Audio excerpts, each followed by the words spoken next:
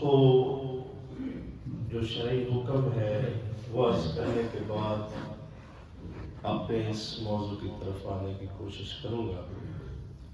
قصر نماز یا سفری نماز، کہ جب بندہ کہیں سفر کے لیے جاتا ہے تو اب وہ نماز کس طرح سے ادا کرے گا۔ اب پہلے تو ہمیں کرائٹیریا معلوم ہونا چاہیے، سفر معلوم ہونا چاہیے، فاصلہ معلوم ہونا چاہیے کہ کتنا فاصلہ ہے۔ جناب محترم، 92 کلومیٹر اگر ہم کہیں بھی جاتے ہیں، اتنا سفر ہے، تو اس میں ہمارے لیے حکم یہ ہے کہ ہم قصر نماز ادا کریں گے، یعنی کہ جو سفر کی نماز ہے وہ ادا کریں گے۔ اس میں دوسری چیز ہے، جو دوسری شرط ہے، وہ یہ بھی پائی جانی چاہیے کہ سفر کرنے والے کا سفر کرنے کا ارادہ کتنے دنوں کا ہے۔ اب اگر سفر کرنے والے کا ارادہ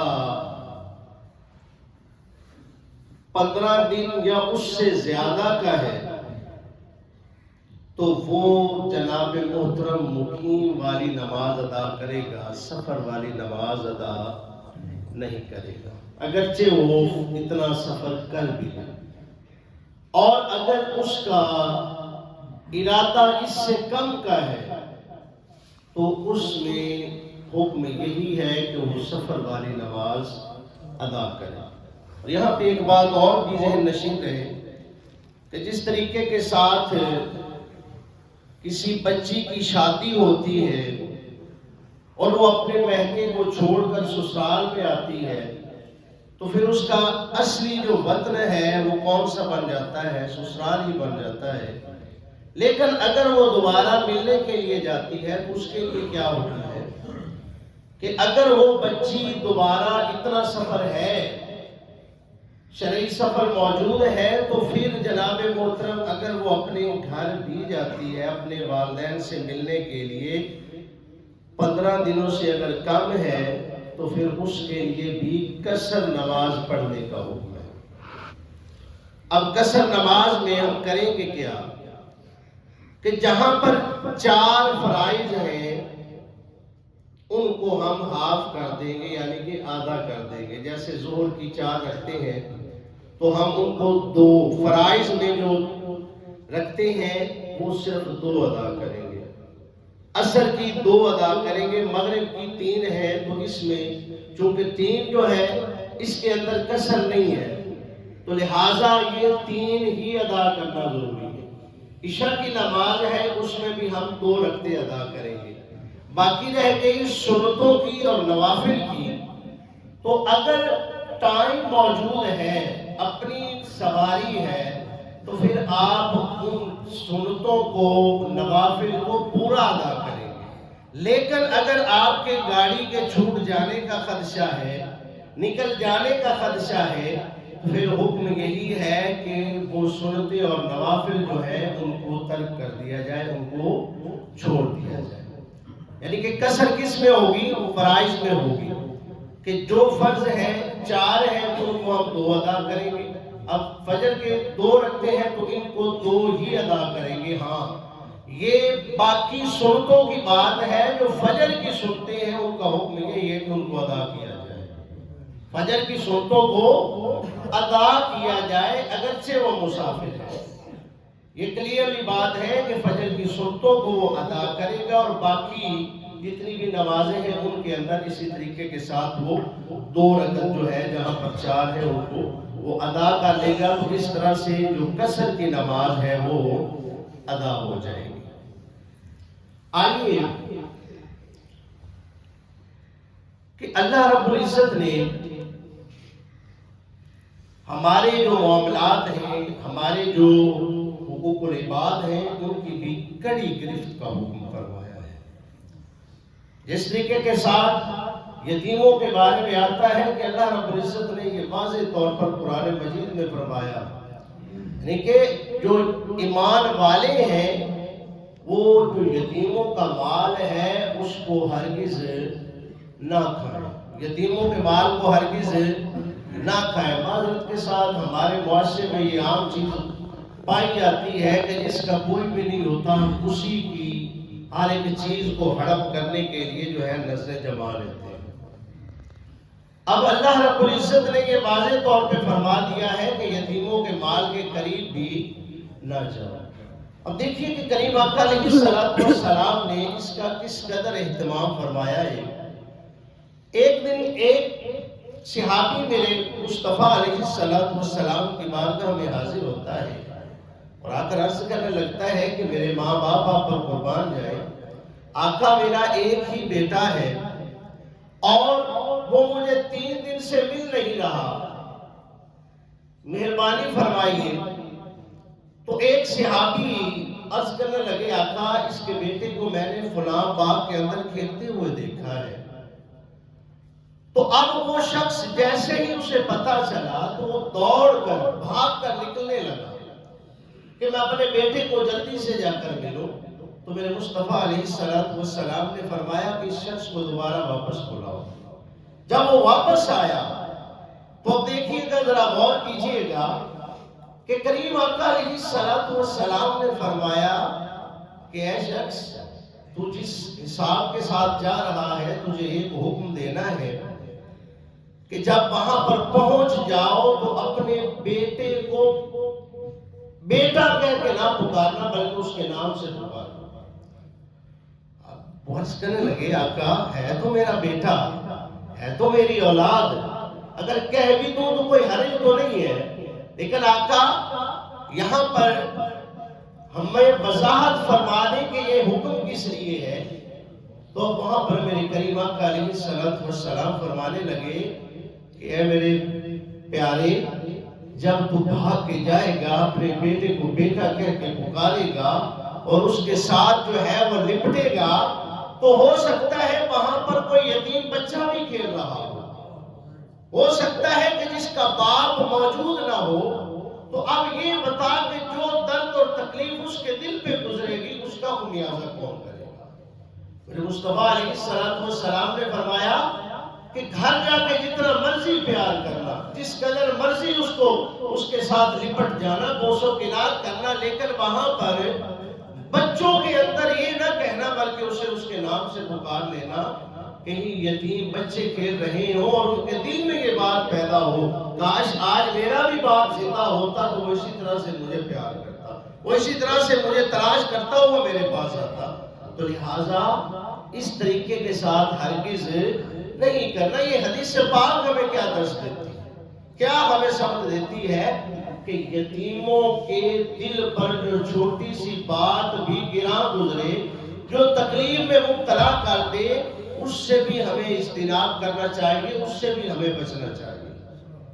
یہ بات چھوٹی سی ہمارے لیے سبق ہے، یہ حدیث پاک ہمارے لیے یہ سبق ہے۔ اگر آج ہم یتیموں کے ساتھ، اب دیکھیے کہ میرے مصطفیٰ علیہ السلام نے دیکھیے کہ کتنی بڑی اس کی فضیلت بیان کی کہ اگر کوئی یتیم بچہ ہے اور اس کے سر پہ شفقت کے ساتھ کوئی ہاتھ رکھتا ہے تو میرے مصطفیٰ نے فرمایا جتنے بال آتے ہیں اللہ رب العزت اتنی نیکیاں عطا فرماتا ہے۔ تو آج ہم صرف اپنے رویے کو دیکھیں اور کریم آقا علیہ السلام نے جو ہمیں اس کے بارے میں آگاہ فرمایا ہے اس کو بھی دیکھیں۔ اب دیکھیے کہ معذرت کے ساتھ ہمارے معاشرے میں ایک اور بہت بڑی یہ چیز پائی جاتی ہے کہ جناب محترم اگر کسی بچی کی شادی ہے تو ہم دکھاوے کے لیے جناب باقاعدہ طور پہ صدا بھیجتے ہیں اور کہتے ہیں لو جی آ جاؤ سامان آج کر رہے ہیں جیتے آ کے سامان میں بیٹھ لو۔ ایک تو یہ بات کہ آپ اپنی بچی کو دے رہے ہیں بس ٹھیک ہے، یہاں پر اس بات کا تو خیال کریں کہ وہاں پر یتیم جو بچی ہے وہ بھی تو آئے گی، ایک غریب باپ کی بچی بھی تو آئے گی نا۔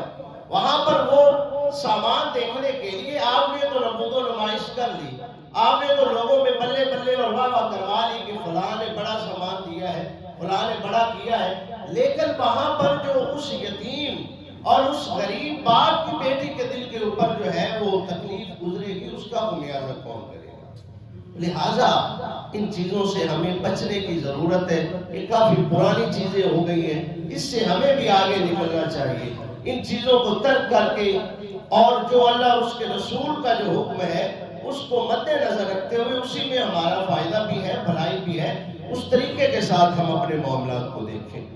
اور دیکھیے میرے دوستو بھائیوں، جیسا کہ میں نے عرض کیا کہ اللہ رب العزت اور اس کے رسول صلی اللہ علیہ وسلم نے یہ پڑوسیوں کے جو حقوق ہیں، حقوق العباد میں پڑوسیوں کے جو حقوق ہیں اس کو بھی ہمارے اوپر واضح فرمایا۔ یہاں تک کہ جبریل امین میرے مصطفیٰ فرماتے ہیں کہ جبریل امین پڑوسیوں کے اتنے حقوق آ کر بتاتے، اس قدر آتے کہ اللہ کے محبوب فرماتے ہیں مجھے یہ محسوس ہونے لگا کہ کہیں پڑوسی جو ہے وہ ہماری وراثت کے وارث بھی بنے گے، اس قدر پڑوسیوں کے حقوق بتائے گئے۔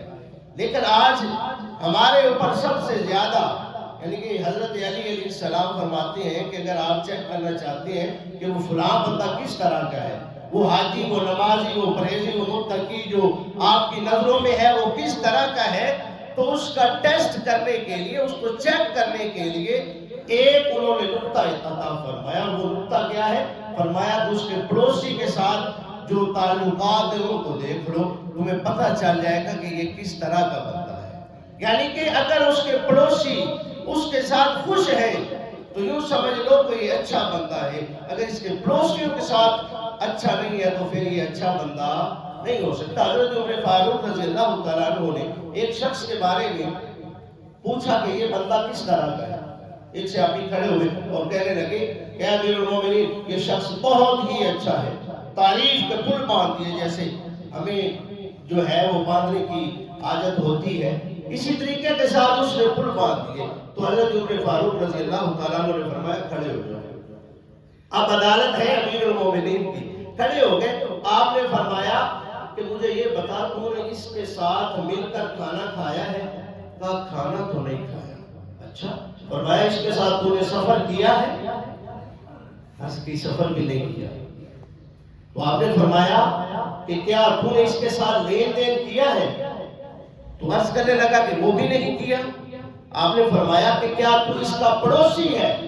تو کہا کہ پڑوسی بھی نہیں ہوں۔ تو فرمایا کہ تو نے جھوٹ بولا، تو نے جھوٹ بولا۔ وجہ کیا ہے؟ یعنی کہ تو نے نہ تو اگر کسی کو چیک کرنا ہے اور اس کا پتہ لگانا ہے تو اس کے ساتھ سفر کر کے دیکھو، وہ اگر ہمسایہ ہے تو اس سے اس کے بارے میں پوچھو، اگر تم اس کے بارے میں چیک کرنا چاہتے ہو تو اس کے ساتھ کھانا کھا کے دیکھو، اگر تم چیک کرنا چاہتے ہو تو جناب محترم اس کے ساتھ لین دین کر کے دیکھو۔ بڑے صوفی اور نمازی اور متقی لوگ ہوتے ہیں، اگر کسی سے کچھ لے لیں تو پھر وہ توبہ ہی کرتے ہیں کہ آئندہ کسی پہ احسان نہیں کرنا، کسی کو دینا نہیں، ٹھیک ہے؟ یعنی کہ لین دین میں وہ بڑے ہی پیچھے ہٹنے والے لوگ ہیں۔ تو اس طریقے کے ساتھ میرے دوستوں بھائیوں ہمیں پڑوسی جو ہے ان کا بھی خیال کرنا چاہیے۔ میرے مصطفیٰ فرمایا کرتے کہ اگر تم کوئی چیز ایسی بنا رہے ہو کہ جس کی خوشبو پڑوسی کے گھر بھی جائے گی تو یا تو اس میں پانی زیادہ ڈال لو، یا پھر اس کو زیادہ بنا لو، ڈال لو، یا پھر ایسے کر کے بناؤ کہ اس کی خوشبو اس کی طرف نہ جائے۔ اگر جائے گی تو پھر پانی زیادہ ڈالو، ہو سکتا ہے کہ تمہیں اس کو بھی دینے کی ضرورت پڑے یا وہ آ جائے اور تم سے مانگے لے، تو ہماری طرح جناب اگر کھا بھی رہے کوئی آج کوئی تھلے کرو گوٹے سے تھلے کرو شہر سے کر لو وہ جا رہے پھر کھا لے، یہ چیز نہیں ہونی چاہیے، بلکہ یہ حقوق ہے ایک دوسرے کے ساتھ، اس سے محبت بڑھتی ہے، اس سے جو آپ کا اخلاق ہے وہ ظاہر ہوتا ہے۔ تو لہٰذا ہمیں اس چیز کی طرف بھی غور کرنے کی ضرورت ہے کہ ہمارا جو پڑوسی ہے وہ ہماری وجہ سے تکلیف میں مبتلا نہ ہو، وگرنہ اس کا بھی حساب و کتاب ہم سے ہمارا اللہ لے گا۔ اور اسی طرح سے رشتہ داروں کے بارے میں ہے، میرے مصطفیٰ علیہ السلام کی حدیث پاک ہے کہ جناب محترم اگر تمہارے ساتھ کوئی تعلق کو توڑتا ہے تو تمہارے لیے حکم یہ ہے کہ تم اس کے ساتھ جوڑو، اگر تمہارے اوپر کوئی ظلم کرتا ہے تو تمہارے لیے یہ حکم ہے کہ تم اس کو معاف کرو۔ حضرت امام زین العابدین رضی اللہ تعالیٰ عنہ آپ پر آپ کی ایک غلام تھی، ان سے سالن شوربہ جو ہے گرم گرم وہ گر گیا۔ اب ظاہری سی بات ہے سادات کے گھرانے کے وہ غلام ہیں، تو وہ بھی ظاہر سی بات ہے قرآن کو تو سمجھنے والے تھے، قرآن کو سمجھنے والے تھے۔ جناب زین العابدین نے جب ایسے کر کے دیکھا نا تو وہ عرض کرنے لگے والکاظمین الغیظ والعافین عن الناس واللہ یحب المحسنین۔ یہ آیت پڑھی کہ قاظم وہ ہے جو اپنے غصے کو پی جاتا ہے، تو آپ نے فرمایا میں نے پی لیا۔ دوبارہ وہ عرض کرنے لگی والقاظمین الغیظ والعافین عن الناس، اور وہ ہے کہ جو لوگوں کو معاف کرنے والے، فرمایا تجھے میں نے معاف کر دیا۔ اور یہاں تک کہ وہ عرض کرنے لگی کہ واللہ یحب المحسنین، اور اللہ محسنین کو پسند کرتا ہے، احسان کرنے والوں کو پسند کرتا ہے۔ تو اسی وقت جناب امام زین العابدین نے فرمایا کہ جا میں نے تجھے آزاد بھی کر دیا۔ میرے دوستو بھائی، یہ تو ایک محبت کا درس دیا، ٹھیک ہے، لیکن رشتہ داروں کے ساتھ حسن سلوک کرنے کا میرے مصطفیٰ علیہ السلام نے حکم فرمایا ہے۔ ایک دن مجلس میں دعا ہو رہی ہے بران رحمت کے لیے، بارش کے لیے دعا ہو رہی ہے، میرے مصطفیٰ علیہ السلام نے فرمایا میری مجلس سے وہ شخص اٹھ جائے جس نے رشتہ داروں کے ساتھ لڑائی کی ہوئی ہے۔ اس کی نوزت کی وجہ سے اللہ رب العزت بران رحمت نہیں فرما رہا، رحمت کی بارش نہیں عطا فرما رہا۔ جب یہ بات کہی تو ایک شخص جوان تھا، وہ آہستہ سے مجمع سے باہر نکل گیا اور نکل کر سیدھا جاتا ہے اپنی پھپھو کے گھر جاتا ہے، دروازے پہ دستک دیتا ہے۔ جب اس کی پھپھو نکلتی ہے، دیکھا کہ میرا بھتیجا آیا ہے، میرے بھائی کی نشانی آئی ہے، تو اس کو گلے سے لگا لیا اور اس سے لپٹ کر رونے لگی، کہا پھپھو جان مجھے بس معاف کر دے، مجھ سے غلطی ہوگی جو میں آپ کے پاس نہیں آتا تھا، مجھے معاف کر دے۔ لیکن وہاں پر یہ چل رہا تھا تو پھپھو نے کہا کہ بیٹا میں تو تیری راہ دیکھتی تھی کہ تم میرے بھائی کی نشانی ہے، جب تجھے دیکھتی ہوں تو مجھے اپنے بھائی کی یاد جو ہے وہ آ جاتی ہے، جب تجھے دیکھتی ہوں تو مجھے سکون مل جاتا ہے، اور تو ہی نہیں آتا تھا، میں نے تو تجھے معاف کر دیا۔ کہا پھپھو جان باقی بعد میں بتاؤں گا، بس تو بتا مجھے معاف کر دیا۔ فرمایا ہاں معاف کر دیا۔ اب میرے مصطفیٰ علیہ السلام کے یہ لفظ تھے، فرمایا کہ حضرات صحابہ جس کی وجہ سے بارش نہیں ہو رہی تھی، اللہ نے اسی کی وجہ سے بارش عطا فرمائی۔ آج ہم کہتے ہیں کہ چاچا ہے تو کوئی بات نہیں، اپنے ہی گھر ہے نا، کون سا ہمارے گھر پکا کے بھیجتا ہے، اگر ماما ہے تو اپنے ہی گھر ہے نا، ہمارے گھر تو نہیں، جناب محترم کون سا ہمارے گھر پکا کے بھیجتا ہے، ایسا کام نہیں ہے، بلکہ اللہ اور اس کے رسول نے ان چیزوں کے بارے میں۔ میرا آخری حدیث پاک عرض کروں گا کہ کریم آقا علیہ السلام نے فرمایا ہم سخی تو بنتے ہیں، بڑا خرچ بھی کرتے ہیں، بڑا لوگوں میں جناب محترم جو ہے وہ لین دین کا معاملہ بھی کرتے ہیں۔ میرے مصطفیٰ علیہ السلام کا فرمان عالی شان ہے جس کا مفہوم عرض کر رہا ہوں۔ حضور علیہ السلام نے فرمایا کہ جناب اللہ رب العزت کل قیامت والے دن کچھ لوگوں کے اوپر نگاہ رحمت نہیں فرمائے گا۔ کیا نہیں کرے گا؟ نگاہ رحمت نہیں فرمائے گا۔ میرے مصطفیٰ کی بارگاہ میں عرض کی کہ یا رسول اللہ وہ لوگ کون ہیں؟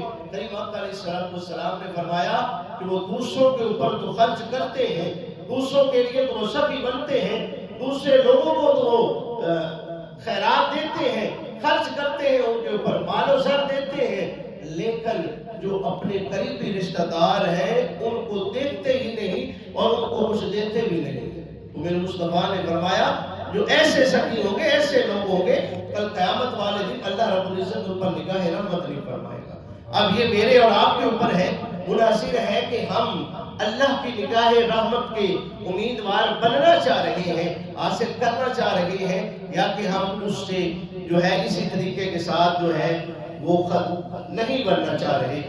یہ ہمارے اوپر فیصلہ ہے، یا تو ہم اللہ اور اس کے رسول کا حکم مان کے رحمت کے امیدوار بن جائیں گے، طلبگار بن جائیں گے، یا پھر جناب محترم ہمارا وہی سلسلہ ہوگا جو اس کے برعکس ہوگا۔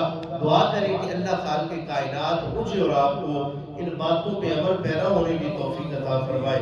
اللہ خالق کائنات ہماری پچھلی جو خطائیں ہیں ان سے درگزر فرمائے، اور آئندہ ہمیں نیکی کی توفیق عطا فرمائے، اور ہمیں رشتہ داروں کے ساتھ، یتیموں کے ساتھ، پڑوسیوں کے ساتھ حسن سلوک کرنے کی توفیق عطا فرمائے۔ آمین ثم آمین، وآخر دعوانا الحمدللہ۔